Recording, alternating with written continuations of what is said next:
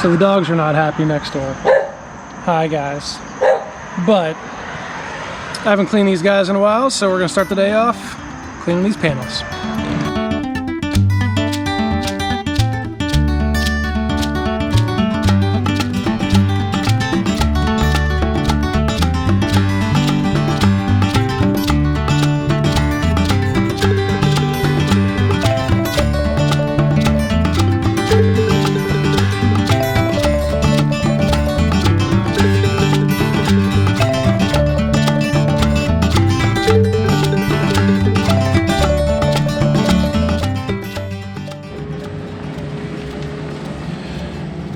So as we continue on the solar journey here, these were my lead acid batteries.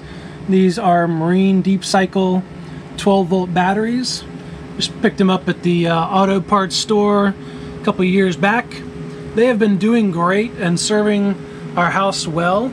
And I just was converting to lithium-ion. So I picked up 4 of these packs, which are full of 18650s. I got these on batteryhookups.com. They're running a 7S, 1, 2, 3, 4, 5, 6, 7. 7S setup, whatever it is, 7S, what, 16? 1, 2.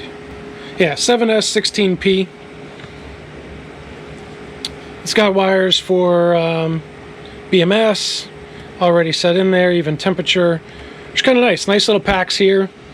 You've got a positive side in here, which you can't see because the light's horrible. But a positive little terminal in there. And then back here we've got the negative terminal. Another temperature meter back here. So these things were clearly all built together, wired up. You can see all the leads for the BMS. But they were a good deal, so I picked up 4 of them and got started under my way. This one, unfortunately, the whole bottom row is not working. So this pack is dead right now. I've measured every other cell. Every other cell is fine. Just this whole bottom row, this one last thing is not functioning well. So this pack is dead right now, and I need to end up taking this thing apart, switch those out with some cells, put it back together, but I'm not there yet on time. But to get started, I do have the other 3 that are down here right now.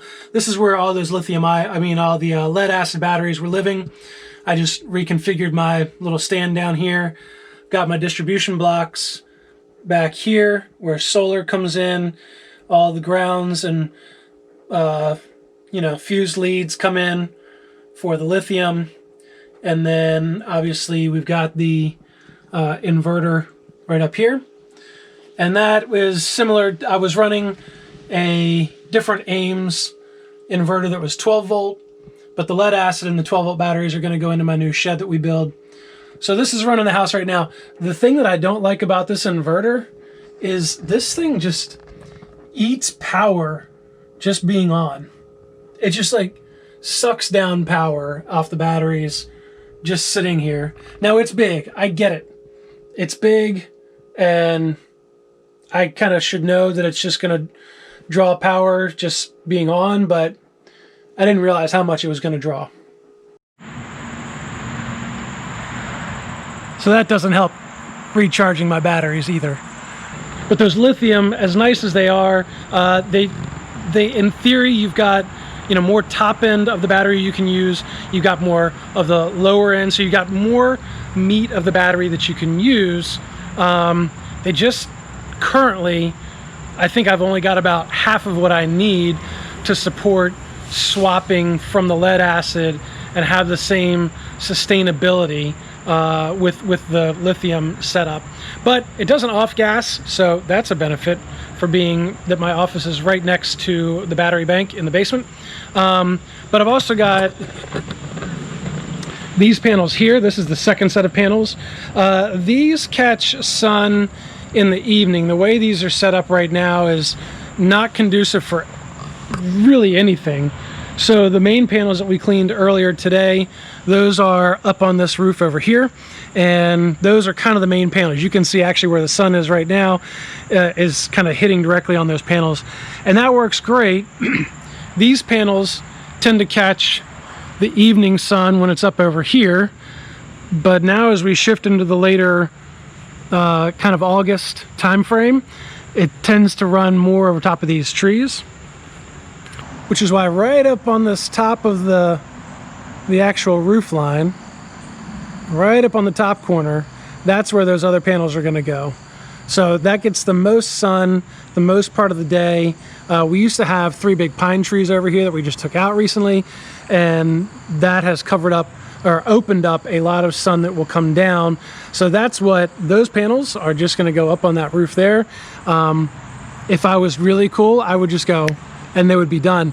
But yeah, I'm just not there yet. I've got all the materials. I've got the PV holders. I got to get some uni strut, and I got to get some conduit to run my power down from the top down.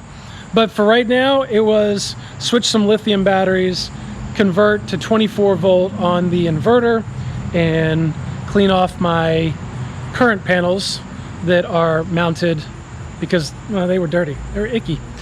There's always so much work at a house. It's just crazy. It never stops. Of course, I like doing things, but there's a lot of stuff. So enough of the solar panel complication stuff. Let's work on something that's not complicated, like this red car. So this is my neighbor's car. He is asking me to try and help him sell it. You saw maybe in a couple videos where we had fixed some things on it. We replaced a window regulator and kind of cleaned it up. I helped him buy the car for his son, and then they ended up wanting a 4-door instead of a 2-door. So he said, hey, will you help me sell it? So he just texted me the other day because it did this.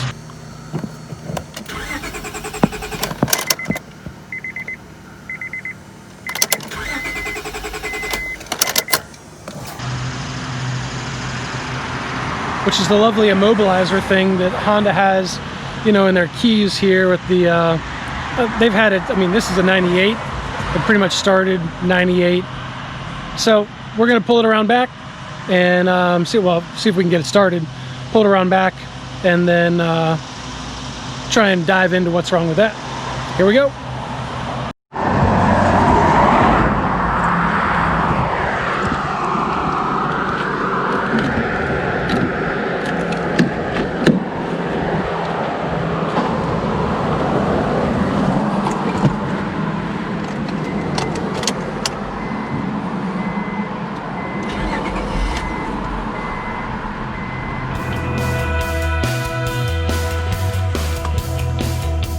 So we dive into this car and we go ahead and pull off the trim bezel around the steering column.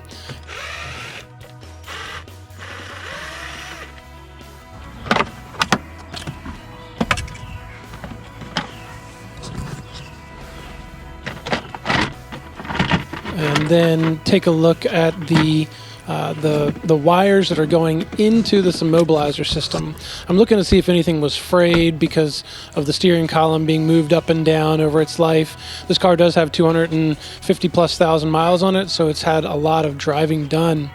That part seems fine, and so then the next thing we turn to is realizing that there's an old set of cables. So in the process, though, I identify this relay that's hanging off of the main cables, and this relay obviously tells me there was some sort of an alarm on this car at some point. And so all those wires, I'm sure, are done perfectly to spec, perfectly to standard, and never mind. I'm pulling all this junk out. So I start by disconnecting all the wires. I am disconnecting the relay. We come in to find that the starter wire, where they clipped the starter wire and put the relay in, was just wrapped around itself and taped in place. Ugh, I hate those people that do that. Just use solder, people. So I've reconnected the starter wire. I've soldered it securely now. I'm going to wrap it up, tape it, pull the rest of this junk out, and this car is good to go now.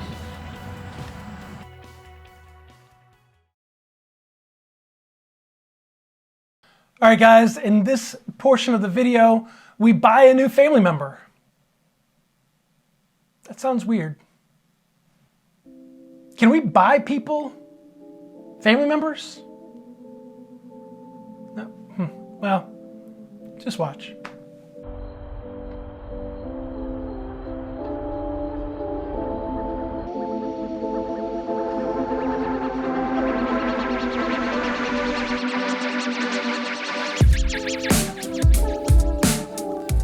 This is pretty standard to how this trip has been so far.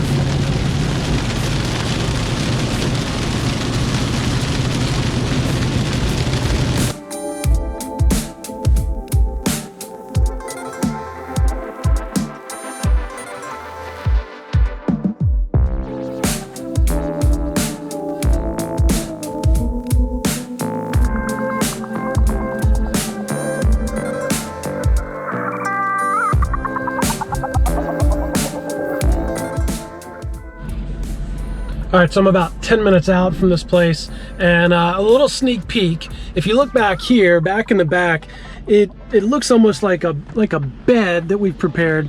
I can't tell you what it is yet, but this new family member that we're picking up is going to be right back there. Lots of corn.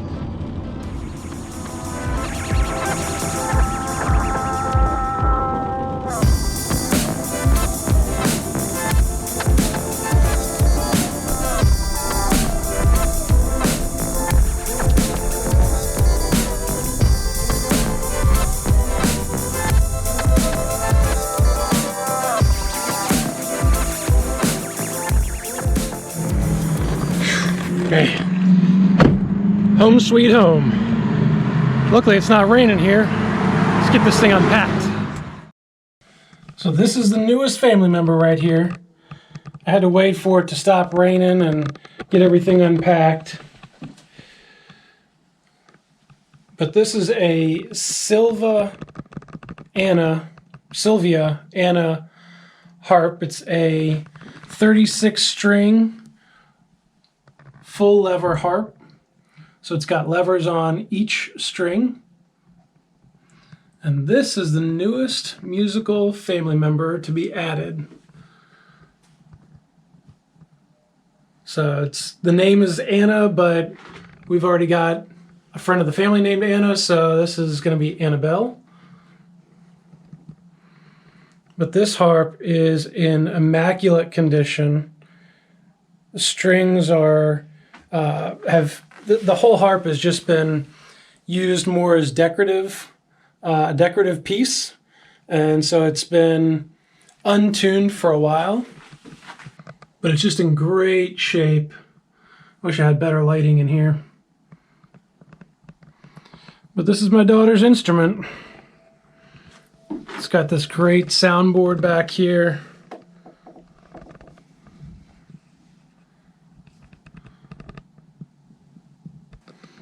Welcome home, Annabelle.